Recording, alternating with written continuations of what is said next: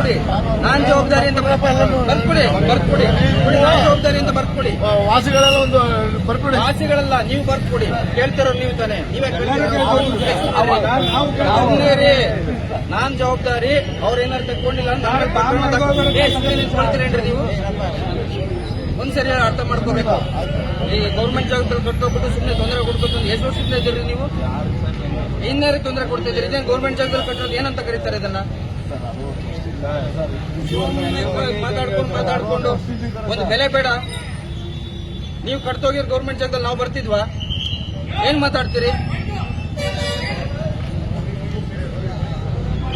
5 ಸರಿ ನೋಟಿಸ್ ಬಂದಿದೆ. 2023 ಕೇಸು ಎಲ್ಲ ಇಟ್ಬಿಟ್ಟು ಹೋಗಿದ್ದಾರೆ. ನಾನು ಹೋಗಿ ನಿಂತ್ಕೊಳ್ಳ ಅಲ್ಲಿ ಏನ್ ಹೇಳ್ಬೇಕು? ನಾನು ಅವ್ರಿಗೆ ಅರ್ಥ ಮಾಡ್ಕೊಳಕ್ಕಾಗಲ್ಲ. ಆಗಲ್ಲ ರೀ. ಶುರು ಮಾಡ್ರಪ್ಪ, ಶುರು ಮಾಡಿ.